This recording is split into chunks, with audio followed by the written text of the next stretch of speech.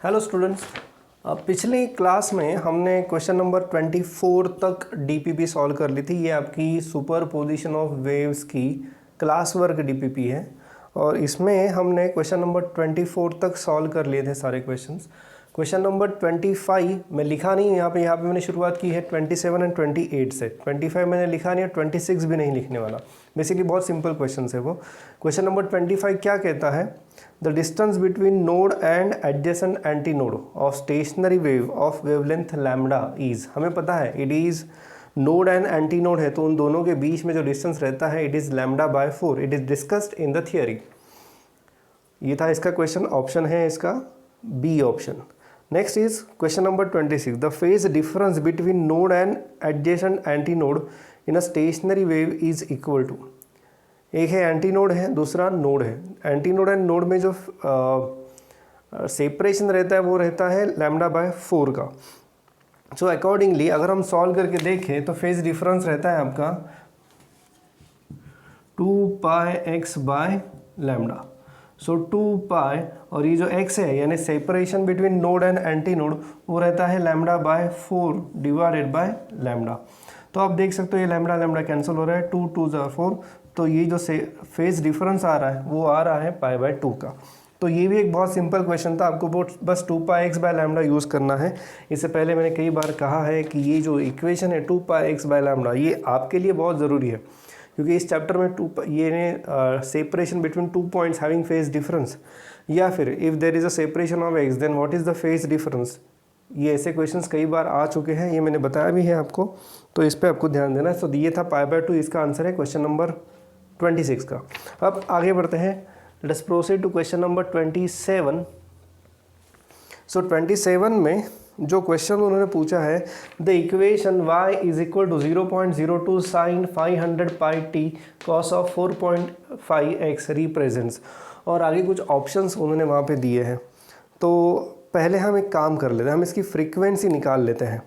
तो अगर मैं इसकी फ्रीक्वेंसी निकालता हूँ, सो ये टर्म देखो अब, तो ये है sine of 2 pi N T. So 2 pi N T, ये जो ब्रैकेट है ये होता है 2 pi N T. It can be written as 2 pi N T is equal to 500 pi T. Pi pi cancel हो रहा है, टी टी कैंसिल हो जाएगा, और एन जो आपको मिलेगा वो मिलेगा आपको 500 बाई 2, दैट इज़ 250 हर्ट्स। ये फ्रीक्वेंसी आ रही है। पहले हम फ्रीक्वेंसी एंड वेवलेंथ निकाल लेते हैं, बाद में अब उनको चाहिए वेवलेंथ। सो अब फ्रीक्वेंसी अलोंग एक्स एक्सिस, ठीक है। बट सबसे मेन बात है वो ये है कि this is not equation of progressive wave, this is equation of stationary wave, क्योंकि ये दोनों एक ही चैप्टर में आ रहे हैं। पिछले सिलेबस में ऐसा था कि प्रोग्रेसिव वेव अलग चैप्टर था, एंड स्टेशनरी वेव जो था वो एक अलग चैप्टर था। दोनों एक ही इसमें आ गए हैं। तो सबसे पहले हमें ये देखना ज़रूरी है कि गिवन इक्वेशन का जो फॉर्मेट है वो प्रोग्रेसिव वेव का है या स्टेशनरी वेव का। तो हम देख सकते हैं it is a sine of 2 pi N t into cos of 2 pi x by lambda. ये इक्वेशन आपको याद होगा, this is the equation of stationary wave. So this is the equation of stationary wave. तो पहला option में जो दिया है उन्होंने वो कहा है ना कि ये प्रोग्रेसिव वेव है क्या? नहीं, ये प्रोग्रेसिव वेव है नहीं है। स्टेशनरी वेव ऑफ वेवलेंथ 1.4, अभी तक हमने वेवलेंथ निकालनी है, अभी हम निकाल लेते हैं। ट्रांसवर्स प्रोग्रेसिव वेव नहीं, डी प्रोग्रेसिव वेव नहीं। तो कुछ करने की खास ज़रूरत नहीं है, कैलकुलेशंस करने की बिल्कुल ज़रूरत नहीं, क्योंकि तीनों ऑप्शन जो दिए हैं ए सी डी, ये तीनों ऑप्शंस प्रोग्रेसिव वेव के हैं, वो नहीं हो सकता। इसका करेक्ट ऑप्शन जो है वो है ऑप्शन बी, यानी it is stationary wave of wavelength 1.4 metre. भले ही पहले ऑप्शन में 250 हर्ट्ज की फ्रीक्वेंसी आ रही है, बट इसका मतलब ये नहीं है कि वो करेक्ट आंसर है, क्योंकि वो फ्रीक्वेंसी प्रोग्रेसिव वेव के लिए है, ऐसा उन्होंने वहाँ पे बताया है। हमारी भी फ्रीक्वेंसी 250 हर्ट्ज आ रही है, बट यहाँ पे कन्फ्यूजन क्रिएट हो सकता है। आप जल्दबाजी में पहला ऑप्शन टिक करके आगे बढ़ सकते हो, बट ये बहुत ज़रूरी है पहले ये चेक करना है कि ये प्रोग्रेसिव वेव का इक्वेशन है या स्टेशनरी वेव का इक्वेशन है, ये कंफर्म करना आपके लिए ज़रूरी है। सो ठीक है, फ्रीक्वेंसी मिल गई। Let us try to find out verify wavelength. तो वेवलेंथ के लिए अब ये देखो 4.5x is equal to 2 pi x by lambda. So x x cancel, और आपका जो वेवलेंथ है that is 2 pi by 4.5। So ये 6.2 28 डिवाइडेड बाय 4.5, ये अप्रोक्सीमेटली आपको आंसर मिलेगा 1.4। तो इसलिए इस क्वेश्चन का जो आंसर आ रहा है दैट इज आंसर बी। हालांकि ये कैलकुलेशंस करने की ज़रूरत नहीं है, आप तुरंत वहाँ पे ऑप्शन बी को सिलेक्ट कर सकते हो, क्योंकि गिवन इक्वेशन प्रोग्रेसिव वेव का नहीं है। ये गिवन इक्वेशन जो है वो स्टेशनरी वेव का इक्वेशन है। ठीक है, अब हम आगे बढ़ते हैं for question number 28।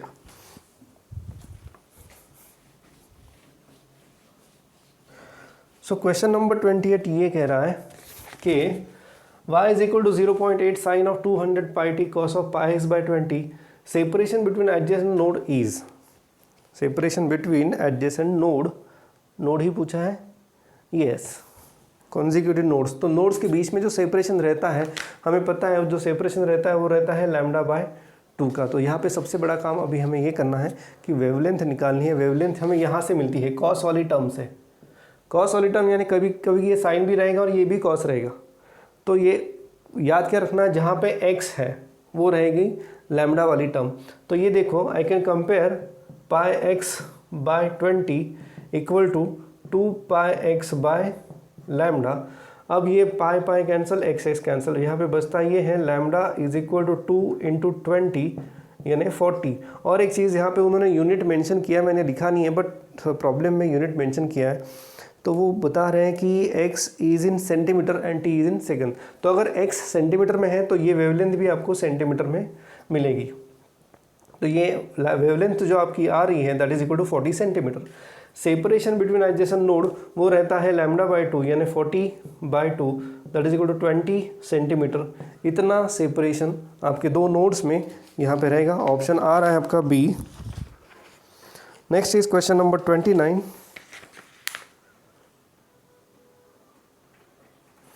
Ji, question number 29 बहुत सिंपल क्वेश्चन है। The speed of sound in air is 300 metre per second, distance between two successive nodes of a stationary wave of frequency 1000 hertz is.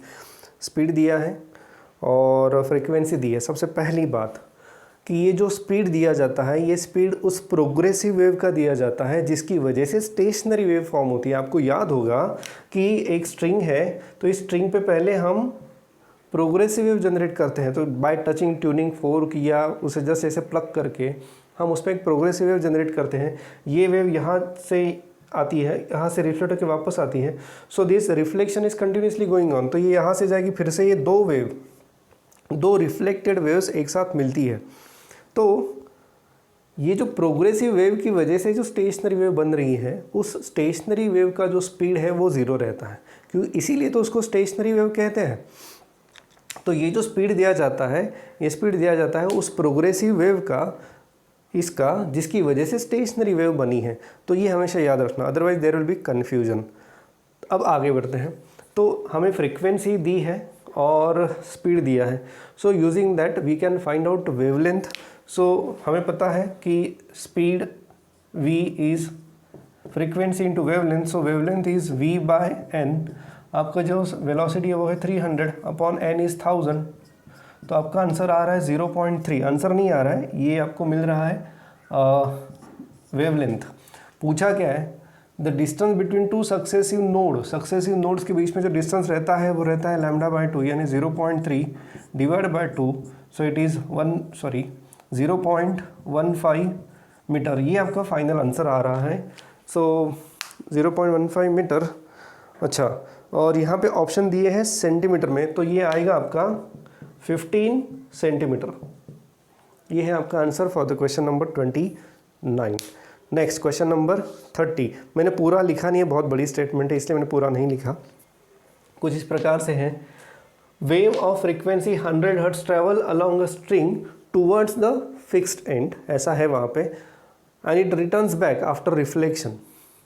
If the node is form after reflection, यानी जब stationary wave वहाँ पे बन गई है तो उसके बाद if node is formed at a distance of 10 centimetre from the fixed and, the speed of wave is. Node कहाँ फॉर्म हुआ है, 10 सेंटीमीटर। कहाँ से, फ्रॉम द फिक्स्ड एंड। आपको वो स्ट्रिंग के डिफरेंट मोड्स ऑफ वाइब्रेशन याद होंगे। तो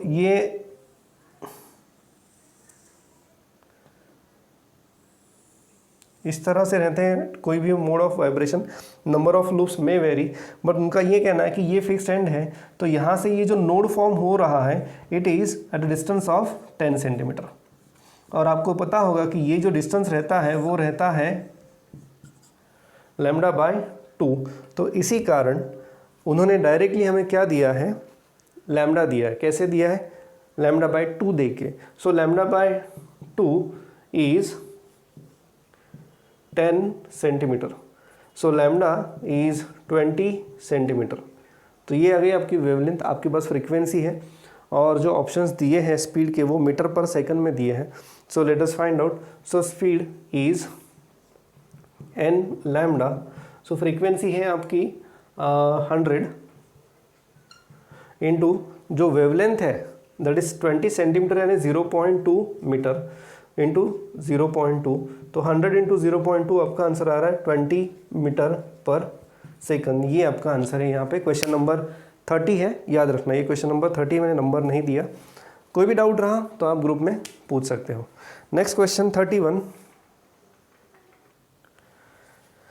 क्वेश्चन नंबर 31 कुछ इस प्रकार से है। 5.5 metre long string has mass of 0.035 kg if tension in the string is 77 newton, speed of wave is. तो स्पीड ऑफ वेव आपको याद होगा, एक डायरेक्ट उन्होंने एक्सप्रेशन दिया है, speed of wave along the string and it is equal to v equal to root of t by m। यहाँ पे ये जो m है, this m is nothing but mass per unit length. तो हम यहाँ पे वैल्यूज पुट करते हैं डायरेक्टली। ये 77 न्यूटन आपका टेंशन है divided by mass per unit length. ये जो मास है ये टोटल मास है कितने मीटर का, 5.5। तो हम इसको ऐसे लिखते हैं 0.035 डिवाइडेड बाय 5.5। तो ये आ जाएगा 77 इंटू 5.5 डिवाइडेड बाय 0.035। ये आंसर आपका आ सकता है, मैं डायरेक्ट में कैलकुलेशन आपके ऊपर छोड़ रहा हूँ, मैं आपको आंसर बता देता हूँ। ये है क्वेश्चन नंबर 31 का जो आंसर आ रहा है वो आ रहा है 110 मीटर पर सेकंड। ये इसका आंसर आ रहा है। ये ऑप्शन है आपका ए। बड़ा ही सिंपल क्वेश्चन था। फिर से बस ये पता होना चाहिए कि velocity is equal to root of T by m. अब हम आगे बढ़ते हैं थोड़ा सा क्वेश्चन नंबर 32 के ऊपर। वो कुछ इस प्रकार से, string vibrates with a tuning fork of frequency 512 hertz, frequency दी है 512 hertz, when the length of the string is 0.5 metre. Length of the string required to vibrate with a frequency of 256 hertz is. तो इसके लिए आपको याद होगा laws of string हमने पढ़े थे। यहाँ पे ना स्ट्रिंग चेंज हो रही है, स्ट्रिंग चेंज नहीं हो रही है, इसका मास पर यूनिट लेंथ जो है वो चेंज नहीं हो रही है। सो लॉज ऑफ स्ट्रिंग ये कहता है कि अगर बाकी चीज़ें कांस्टेंट है so the frequency is inversely proportional to length, ये हमें पता है। यानी we can write n1 L1 is equal to n2 L2, और उन्होंने n1 n2 दिया है, L1 दिया, L2 नहीं दिया। सो L2 is n1 bye n2 into L1। n1 है आपका 256, सॉरी ये 512 है, और ये है 256 इंटू L1 जो है 0.5। तो ये आपका जो आंसर आ रहा है वो 2 into 0.5 that is equal to 1 metre. इतनी लेंथ वहाँ पे चाहिए। सो 1 मीटर यानी आपका जो आंसर है इट इज़ आंसर बी। तो ये हो गए अपने 32 क्वेश्चंस। एक बात मैं बता देता हूँ कि कई बार स्टेटमेंट बहुत बड़ी रहती है तो मैं कुछ वर्ड्स यहाँ पे स्किप कर देता हूँ। तो जब आप ये वीडियो देख रहे होंगे तो आपको एक काम करना है, वो जो क्लास वर्क डीपीपी में भेजूँगा उसे सामने रखना है, क्योंकि वर्ड्स अधूरे दिखेंगे तो आपका शायद कन्फ्यूजन हो सकता है। तो पूरी स्टेटमेंट उस डीपीपी में है, मैं बस शॉर्ट में सारी इन्फॉर्मेशन लिख रहा हूँ यहाँ पे, पूरी स्टेटमेंट में लिख नहीं रहा हूँ। आगे बढ़ते हैं क्वेश्चन नंबर 33 के लिए। क्वेश्चन नंबर 34 है, speed of a wave on a string is 700 centimetre per second If the string is 2 meter long, the frequency with which it vibrates in fundamental mode of that string, उसकी जो frequency है that can be given by n is equal to 1/2 L root of t by m। अब यहाँ पे जो given information है ये दिया है 700 सेंटीमीटर पर सेकंड, यानी उन्होंने, आपको पता होगा ये जो root of T by M है that is nothing but velocity of a wave along the string, यानी उन्होंने दिया है कि root of T by M is equal to 700 centimetre per second, that is nothing but 7 metre per second. So ये values मैं यहाँ put कर देता हूँ 1/2, लेंथ यहाँ पे दी है 2 metre, so 2 into 2 into root of, sorry ये डायरेक्टली मैं लिख रहा हूँ अभी 7, सो ये आपका आंसर आ रहा है 7/4 हर्ट्ज। है क्या आंसर आपके पास? Yes, we have option B. Next is, फिर से एक बार बता रहा हूँ, ये जो है ये वेलोसिटी रहती है on a string root of T by M. So ये वैल्यू उन्होंने डायरेक्टली दी है, बिना टेंशन दिए, बिना मास पर यूनिट लेंथ दिए है, उन्होंने directly root of T by M दे दिया, बट ऐसा कहा नहीं कि ये टेंशन है या ये मास है। उन्होंने क्या कहा है कि it is a speed of wave, और हमें पता है कि speed of wave is nothing but root of T by m along the string only. ठीक है, तो ये था इसका answer B. Next, in order to increase the frequency of a stretch wire by 50% its tension must be increased by. एक फिर से laws of string यहाँ पे आ जाता है। लॉज ऑफ स्ट्रिंग में हमें क्या पता है कि frequency is directly proportional to root of tension, और ये इस फार्मूला से भी आपको याद आ गया होगा कि अगर मैं एल और एम को कांस्टेंट रखता हूँ तो frequency is directly proportional to the root of tension. अब यहाँ पे क्या दिया है कि टेंशन, अच्छा फ्रीक्वेंसी को बढ़ाना है, सो मैं यहाँ पे लिख सकता हूँ N2 बाय N1 कितना परसेंटेज है 150/100। ये शायद आपको पता चल गया होगा, नहीं पता है तो मैं एक बार करके देता हूँ कि N2 is equal to N1 by 100 plus, sorry ये थोड़ा गलत हो गया, हाँ ये है N1 प्लस 50/100 ऑफ N1, तो ये आपको मिलता है 150/100 N1। So N2/N1 is 150/100। तो अब टेंशन कितना बढ़ाना है, तो मुझे पता है कि N2/N1 को मैं लिख सकता हूँ, ये अभी आपका कितना आ रहा है मैं बता देता हूँ, ये आ रहा है 3/5, 150/100 आता है 3/5। So root of T2/T1 that is nothing but N2/N1 is equal to 3/5। So root of T2/T1 अगर 3/5 आ रहा है तो squaring on both side T2/T1, squaring on both side T2/T1 कितना आएगा, ये आपका आ रहा है लगभग 9/25। अब मैं दोनों तरफ 4 से मल्टीप्लाई करता हूँ, दोनों तरफ यानी न्यूमरेटर एंड डिनोमिनेटर में मैं 4 से मल्टीप्लाई करता हूँ, तो ये 36/100, ये जो आंसर मिल रहा है मुझे वो मिल रहा है 36/100। थोड़ी गड़बड़ यहाँ पे नज़र आ रही है, 1 मिनट, हाँ बहुत बड़ी गड़बड़ कर दी मैंने यहाँ पे, ये क्या कर दिया, तो ये इसको ना थोड़ा ऐसा रखते हैं 15/100 रख देते हैं फॉर सिंप्लिसिटी, तो ये हो जाएगा 15/10, 100 नहीं 10, 15/10 दोनों तरफ स्क्वायर करूँगा तो यहाँ पे जो आंसर मिलेगा मुझे that is 225/100।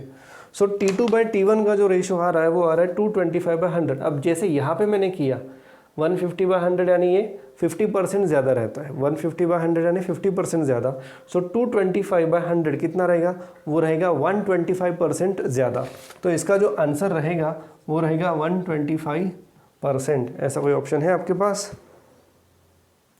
Yes, it is option C. Now next is question number 36। पहले क्वेश्चन नंबर 36 को देख लेते हैं। 36 ये कह रहा है कि अ TF यानी tuning fork gives 5 bits with 40 centimetre sonometer wire है, एक ट्यूनिंग फोर्क और एक वायर, दोनों एक साथ अगर वाइब्रेट हो रहे हैं तो जो बिट्स सुनाई दे रही है वो है 5 बिट्स सुनाई दे रही है। वायर की लेंथ दी है 40 सेंटीमीटर। अब क्या हुआ, if the length of wire is decrease by 1 centimetre the number of bits remains same, the frequency of tuning fork is. अब देखो यहाँ पे पहले तो हम सिंबल्स दे देते हैं कि n frequency of tuning fork, n1 initial frequency of wire and n2 क्या रहेगा, फाइनल फ्रीक्वेंसी ऑफ वायर। अब देखो यहाँ पे कि पहले 5 बिट सुनाई दे रही थी और हमें ये नहीं पता कि whether frequency of tuning fork is greater और n1 इज ग्रेटर, इनमें कौन ग्रेटर है हमें नहीं पता। लेकिन एक अभी लॉजिक लगा देते हैं। देखो लेंथ ऑफ वायर डिक्रीज, अगर लेंथ ऑफ वायर डिक्रीज होती है तो हमें पता है कि n is inversely proportional to the length of wire. तो अगर लेंथ ऑफ वायर डिक्रीज हो रही है तो फ्रीक्वेंसी मस्ट इंक्रीज, और फ्रीक्वेंसी इंक्रीज होने के बाद भी आपको 5 बिट सुनाई दे रहे हैं, यानी पहली जो फ्रीक्वेंसी है यानी n2 is greater than n1। ये अभी हमें यहाँ पता चला कि जो फाइनल फ्रीक्वेंसी है वो इनिशियल फ्रीक्वेंसी से कम है। क्यों? क्योंकि ये इनवर्स रिलेशन है, अगर लेंथ कम होती है तो फ्रीक्वेंसी बढ़ेगी। सो n2 is greater than n1। अब आगे बढ़ते हैं और इसका भी क्या करें, तो जैसे कि फ्रीक्वेंसी बढ़ रही है यानी हम यहाँ पे लिख सकते हैं कि n n minus n1 is equal to 5 and n2 minus n is equal to 5। ये समझ में आ गया होगा आपको कि n as n1 is less than n2, इसका मतलब ये हो रहा है कि पहले ट्यूनिंग फोर्क की फ्रीक्वेंसी ग्रेटर थी और that's why n minus n1 is equal to 5, ऐसा हम लिख सकते हैं। और जैसे कि n2 अभी ग्रेटर है क्योंकि फ्रीक्वेंसी बड़ी है तो इसलिए n2 माइनस n वो भी आपका पास आ रहा है। यानी एक एग्जांपल देना चाहूँ तो पहले वायर की जो फ्रीक्वेंसी थी, वायर की फ्रीक्वेंसी पहले थी 100 और ट्यूनिंग फोर्क की फ्रीक्वेंसी थी 105। अब लेंथ कम करने से वायर की फ्रीक्वेंसी बढ़ी, तो वो कितनी बढ़ी, 110 इतनी हुई। तो ये हो जाएगी आपकी n1 और ये हो जाएगी n2। ये जस्ट एग्जांपल के लिए मैं बता रहा हूँ कि ये मैंने कहाँ से लिखा। तो इनिशियली हम अगर एज्यूम करते हैं कि वायर की फ्रीक्वेंसी अगर 100 है तो ट्यूनिंग फोर्क की फ्रीक्वेंसी 105 होनी चाहिए, क्योंकि दोनों में जो डिफरेंस आ रहा है वो है 5। अब लेंथ कम करने से ये फ्रीक्वेंसी बढ़ेगी, तो कितनी बढ़ेगी, वो ऐसी बढ़ रही है कि अभी भी वायर की फ्रीक्वेंसी में और ट्यूनिंग फोर्क की फ्रीक्वेंसी में 5 का डिफरेंस है and that's why n2 minus n is equal to 5। ये एग्जांपल से आपको शायद से समझ में आ गया होगा। तो ये हो गया एक पार्ट। नेक्स्ट अभी हम क्या कर सकते हैं, यहाँ पे we can add these two equations. So n minus n1 is equal to 5 plus n2 minus n is equal to 5। तो ये ऐड करने से n माइनस n कैंसिल हो जाएगा और हमें मिलता है n2 minus n1 is equal to 10। ये पहला इक्वेशन हमें मिला। एक और चीज है यहाँ पे,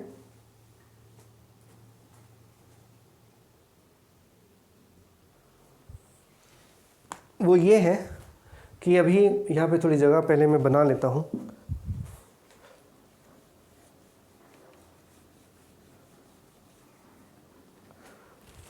कि जैसे कि frequency is inversely proportional to length, we can write n2 by n1 is equal to l1 by l2। तो l1 कितनी दी है आपको, it is given to be 40 centimetre.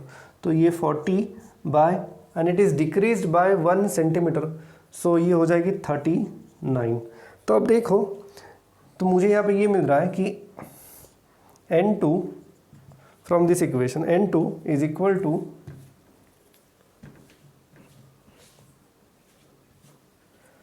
n2 is equal to 40 by 39 n1। अब ये जो value है n2 is equal to 40 by 39 n1, ये मैं इस इक्वेशन में पुट कर सकता हूँ। So 40 by 39 n1 minus n1 is equal to 10। तो ये 39 n1 हो जाएगा, तो 40 माइनस 39 सिर्फ 1 n1 बचेगा, n1 by 39 is equal to 10। So n1 जो मेरा आ रहा है वो आ रहा है 390। n1 अगर 390 आ रहा है तो फ्रॉम दिस इक्वेशन n कितना रहेगा, क्योंकि उन्होंने पूछा क्या है, फ्रीक्वेंसी ऑफ ट्यूनिंग फोर्क पूछी है मेरे ख्याल से, हाँ। सो ये मैं वैल्यू यहाँ पुट कर देता हूँ। So n minus 390 is equal to 5, so n is equal to 395। ये आपका आंसर आ रहा है, n इज इक्वल टू 395। तो ऐसा कोई ऑप्शन है? Yes, it is option C. तो ये समझना बेसिकली यहाँ पर भी कुछ नहीं, बस एडिशन सब्ट्रैक्शन है, बट समझना क्या चाहिए ये दो इक्वेशन मैंने कैसे लिखे। तो इसके लिए बस वो जो एग्जांपल दिया था उसके एक बार फिर से आप अगर चाहिए तो देख सकते हो, और उसी की मदद से हम ये थोड़ा सा इमेजिन कर सकते हैं। अब नेक्स्ट आगे बढ़ते हैं। Sonometer wire vibrates with a frequency n, if it is replaced by wire of 3 times diameter the new frequency will be. हमें फिर से लॉज ऑफ स्ट्रिंग में जाना पड़ेगा, और लॉज ऑफ स्ट्रिंग में हमें ये पता है कि frequency is inversely proportional to radius. तो if frequency is inversely proportional to radius, we can write n2 r2 is equal to n1 r1. So n2 is equal to n1 r1 by r2. So n2 n1 कितना दिया है? n ही दिया है, r1 by r2। अब ये 3 times है तो ये 1/3 हो जाएगा। सो n/3 ये आपका आंसर यहाँ पे मिलेगा। आंसर यहाँ पे है ऐसा कुछ। Yes, it is option B. Option B में मुझे दिखाई दे रहा है। फिर से बता रहा हूँ, ये सिंपल एक लॉज ऑफ स्ट्रिंग हमने यूज़ किया है।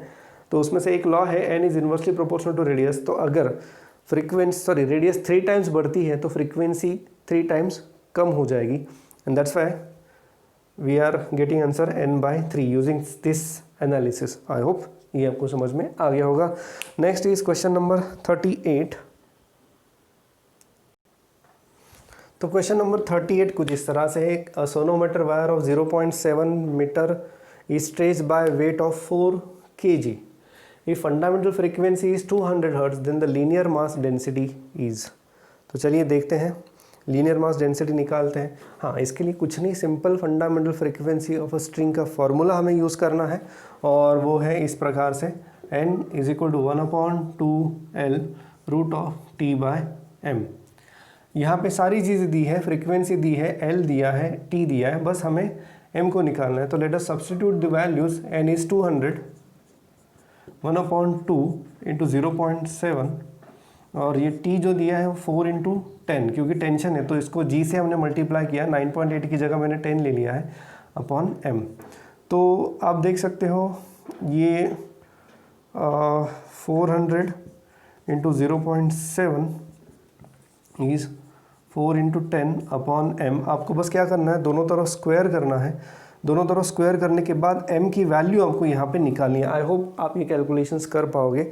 इसमें जो आंसर आ रहा है वो आंसर है, कौन सा क्वेश्चन है? 38 में जो आंसर आ रहा है वो आ रहा है 5 इंटू 10⁻⁴। ये आंसर आ रहा है kg पर मीटर। इसका यूनिट रहेगा kg पर मीटर, क्योंकि ये लीनियर मास डेंसिटी है। आगे बढ़ते हैं नेक्स्ट क्वेश्चन के लिए। कैलकुलेशंस आपके ऊपर मैं छोड़ रहा हूँ, इसे कंप्लीट करो। Next is if we add 8 kg weight to hanger of sonometer wire the fundamental frequency becomes 3 times the initial load is. फिर से यही यूज़ करना है, बट इसमें बस एक लॉ ऑफ स्ट्रिंग यूज़ करना है, that is frequency is directly proportional to root of t. So t यानी mg रहता है, तो हम एज्यूम करते हैं कि इनिशियल मास अगर m है, तो ये देखो मैं ऐसे लिख सकता हूँ n1/n2 is equal to root of t1/t2, that is equal to root of mg divided by m plus 8g। ये आपको समझ में आ गया होगा। n1/n2 पहले मास m था, अब उसमें 8 kg वेट हमने ऐड किया, तो ये हो जाएगा m प्लस 8g। अगर आप इसे सॉल्व करते हो, पहले तो n1/n2 ये 3 टाइम्स हो रहा है, सो 1/3, क्योंकि n1/n2 जो आ रहा है 1/3, because n2 is 3 times previous frequency, so ये 1/3 आ जाएगा। 1/3 is equal to g cancel हो रहा है यहाँ पे, m upon m plus 8। So ये दोनों तरफ स्क्वायर करता हूँ तो ये हो जाएगा 1/9 m अपॉन m प्लस 8।